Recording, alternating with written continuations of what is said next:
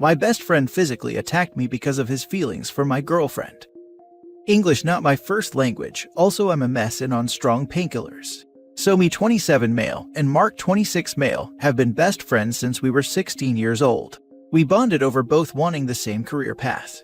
After years of struggling and tons of rejection, my career for the past year has finally been taking off, while Mark's has not.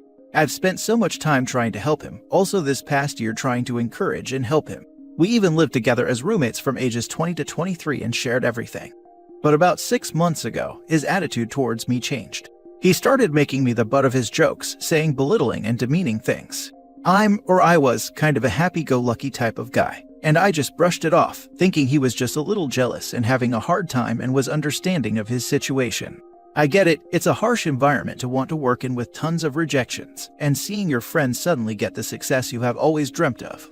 And then there is my now ex-girlfriend Emily, 26 female. I thought we had the perfect relationship, together 5.5 years. Good communication, good intimate life. She stood by me all these rough years trying to get ahead in this career path. I'm also a big oversharer and love to talk to her about everything. We had no secrets and were very honest, or so I thought. I always made effort to keep the relationship fresh and fun. Date nights about twice a week, surprise her with gifts, trips, trying to do new things together, cooking classes, dance classes. I just loved sharing experiences with her, even indulged in her hobbies. Made sure she knew she was my number one person. And I thought I felt the same from her. Even as my career took off, I made sure not to prioritize her any less or any of my friends. I need a good work-life balance to feel happy. Then last week, we were all at our friend's house, Tom and Katie, both 27, at a house they recently bought. We were sitting in their yard drinking, along with Bill 26 male and Jane 27 female. We have been a friend group for 7 years. So we are all drinking, and Mark gets drunk pretty quick, and all night he is taking these jabs at me and saying things. And after 6 months of this, I just had enough. The others also told him to take it down a notch, as he tried to disguise these comments as jokes, but he was just being hurtful and rude. But around midnight, a little drunk, I just had enough and call him out, which ends in an argument, and I end up saying, thinking this all stems from his jealousy of my recent success, that it's not my fault he doesn't have the talent to make it, and mention all I've tried doing for him so he could get opportunities as well.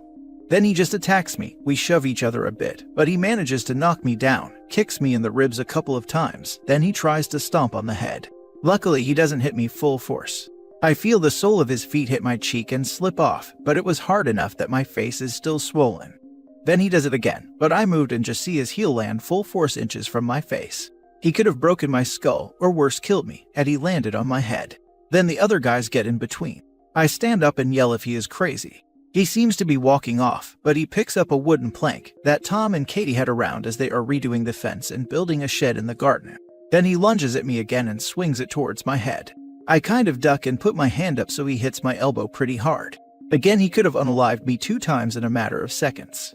He almost hit Jane with the swing too, so all hell breaks loose, and Tom and Bill jump him and beat him up pretty bad as they were just seeing red from what happened. The girls manage to get them off Mark, and they kind of realize what they did. It's just emotional chaos at this point, and we are all kind of in shock. Mark sits up, and Emily sits with him, and there is a lot of blood in his face, but he didn't lose consciousness.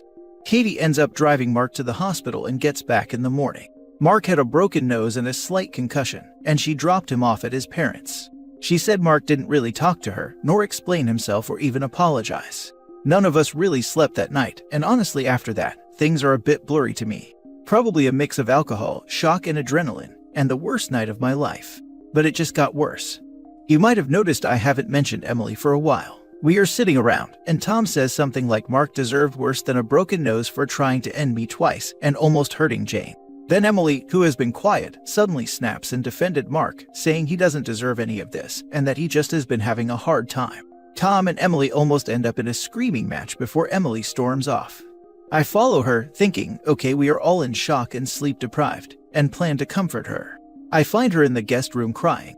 I tell her I understand and we are in shock and maybe we should just try to get some sleep. She doesn't even look at me, and suddenly I realize Mark and Emily were sitting next to each other the previous evening, not the first time. When Mark was screaming at me, Emily was by his side, tugging at his arm, pleading him to take a walk with her and calm down. To Mark, not me. After Mark kicked me, stomped on me, swung a plank at me, her attention was still on calming him down. While I laid down in pain, she didn't even check on me. When the guys were beating Mark, she was screaming in hysterics trying to pull them off him. I don't even remember her asking me once if I was okay all night. So I ask her, "Are you cheating on me with Mark?" And she just starts crying hysterically and repeating she never intended for it to go this far. And I got my answer, and I just lost it and start yelling at her what is going on and how she can do this. The others come in, and the guys take me to another room and try to calm me down. Jane and Katie end up driving Emily to her parents, and Jane ends up staying with her, as apparently they were worried about her. All the car ride she cried so much she couldn't speak. When they got to her parents, Jane and Emily's dad had to help her up the stairs and into bed, as she barely stood up as she was just in hysterics still. And the only thing she managed to say, or scream according to them, was that she had ruined everything. So Jane stayed as her parents were worried sick, and never seen her like this. Jane and Katie told them what had happened with Mark and me, and it seemed to stem from Mark and Emily's affair. Then 5 days pass. I'm just in so much physical and emotional pain. Just so angry and confused. My elbow has a fracture, got a couple of bruised ribs, and the right side of my face swollen. The night is on repeat in my head. I sent Emily some texts asking for an explanation, but she didn't answer. Then this morning I get a call from her mother, and bless their heart, my former in-laws are amazing people, and always been so kind to me and helped me though a lot these past years. She is very apologetic for her daughter and is very understanding. Then she says that Emily wants to see me and talk, and if I could come over, which I agreed to. I arrive and they say they will go outside and wait in their car to give us space, but because of the state Emily is in, they don't want to leave the premise. I walk in, and when I see Emily, it's a roller coaster of emotion, anger, and bitterness. Then I felt sorry for her and just wanted to hug her. She looked awful, like a mental patient. Like she hadn't eaten, showered, or slept since that night. I just felt so bad seeing her like that and had to restrain myself not to run over and take her in my arms. So I just sat down facing her. She said I could ask her anything and she would be honest, and kept repeating how sorry she is and that she has ruined everyone's lives. I'm not going to go into too much details as this is long enough, but basically a year ago, Mark confessed his love for Emily and has been very persistent since then. She said she made it clear it wasn't mutual. I asked why she didn't come to me, and she says she didn't want to ruin our friendship and wanted to fix things. Then these last months he has become more aggressive, asking her to leave me for him. I asked if anything had happened. She said they kissed twice, and Mark initiated both times, but she stopped it. And they once cuddled over a movie that Mark tried to initiate X, and then she left and set clear boundaries. I asked why she kept seeing him alone if he was constantly trying to kiss her and get her into bed, and she said he always promised he wouldn't do it again. I asked why she didn't cut contact, why she kept answering his DMs, kept meeting him, giving him false hope and leading him on if she liked his attention. Then she said the strangest thing, that she felt bad for him, felt sorry for him, felt protective of him like she was his big sister or some nonsense, and that she needed to help him get over her, that she even set him up on a date with a friend, which he sabotaged by being a jerk to the girl. I asked her if she was stupid. If she was telling the truth, she did nothing but keep his hope and crush for her alive, by keep giving him all her time. She started crying and doubled down on having a sister-brother relationship with him and wanting to fix everything, and that he was just having a hard time and she wanted to help him to get on his feet again. But he kept getting more persistent and started talking about me in a bad way and that I didn't deserve her. She says she regrets everything and said she was just stupid and had ruined everything and dealt with everything in the worst way possible, but that she did it in good faith, not realizing she was just making things worse. Then I ask her if she has had any contact with him since that night, and she takes this awkward pause before starting bawling her eyes out and saying yes. That just destroyed me, completely ruined me. This man, for over a year, tried to get with her, tried to end me, and I wait 5 days for her to answer me, only for her mother to call me on her behalf, and meanwhile she is texting with him. I couldn't answer, I just felt like hurting her. Not physically, but emotionally, so I decided to just get up and go. She pleads with me, offers to show me the texts, saying she just checked if he was okay, and then the discussion went to her telling him it's over and to stop contacting her. But for me, she made her choice. I was in the worst pain in my life these last 5 days because of them, and she still chose to continue to talk to him while I was on my own. I walk out with her following me pleading, and I'm not proud of this, but her mom and dad get out of the car and ask if everything is alright, and I just lost it. I yell that their C-word of a daughter has ruined my life. How she could choose the man who tried to stomp on my face over me. I was so angry I couldn't even drive, so I just start walking away. I don't know for how long I was walking, but my ex's dad drives next to me, tells me to get in, which I do, expecting him to yell at me or tell me off. But bless his heart, he just drives me home. We didn't talk all the way, but when he stopped outside of my place, he put his hand on my shoulder. I couldn't even look him in the face after what I said to them. Emily did text me screenshot of their texts, which seems to prove what she said, that she only checked if he was okay and then said she couldn't keep him in his life, that she would never forgive him for attacking me.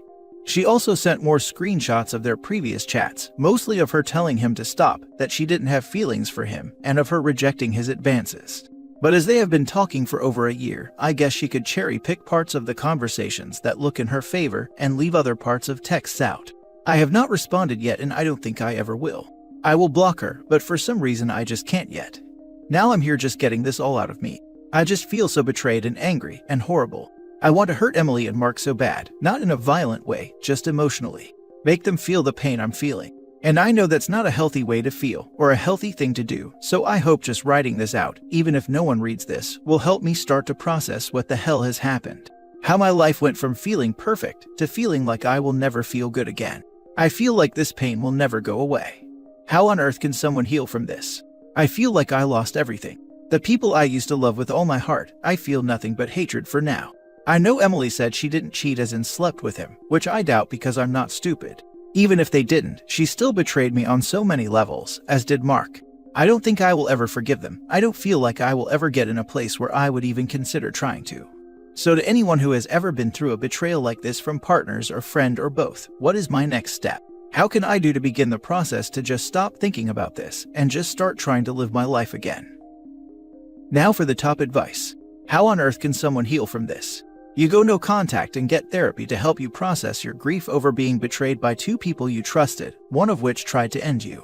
It's almost a meme on Reddit to always recommend therapy, but in your case, you know the relationship with Emily is broken beyond repair, and what you're specifically struggling with is all the horrible emotions that you now have to process, manage, and heal from. This is exactly the sort of problem therapy is meant to help you heal from. I'd also consider filing charges against Mark, for obvious reasons. I also can't emphasize enough how much you should not work things out with Emily, but I would recommend writing her parents a letter apologizing for your behavior.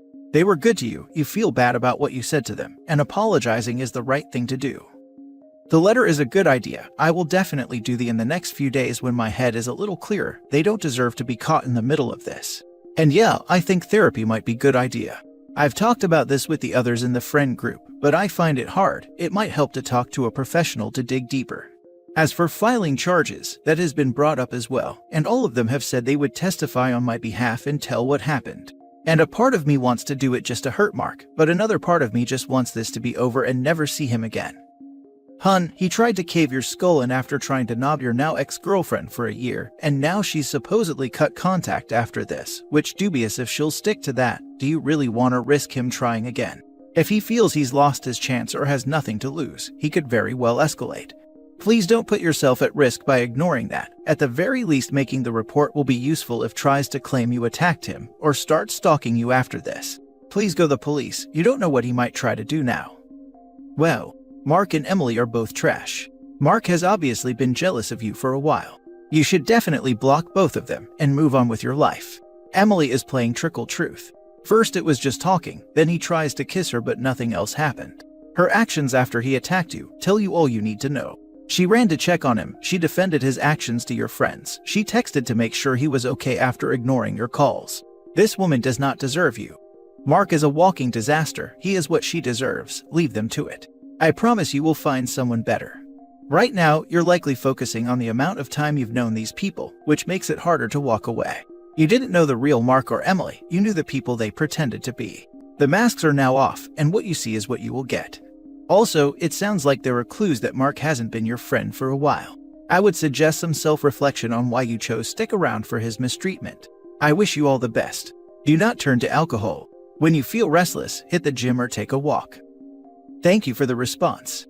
I will take time to do a lot of self-reflecting. I want to come out of this all as a stronger and better person, but it will be a long and hard road to take, I guess. And for the alcohol, honestly, since alcohol was involved when it happened, it feels kind of like a part of the trauma and I have no longing for it. Hope it stays that way, but will definitely be wary of it. Maybe the longing will come when I stop on the painkillers, but I need to face this head on and sober. We all have that internal voice that tells us when something is not right. You knew Mark was not joking, he was being passive-aggressive. After the first few interactions, a conversation should have happened to find out the problem, or you should have ended the friendship. You went out of your way to help Mark with his stalled career, and he still chose to not only betray you, but to assault you. Some people do not know how to receive kindness. Sadly, you cannot fix them. Yes, you're right. I think in a way I still had hopes his career would turn around soon, and everything would fall back into place. I also was judging from my own perspective of watching people around me get all the opportunities, and feeling slightly bitter. Although I never expressed it, I just thought that was what was happening. But yes, I should have confronted him sooner.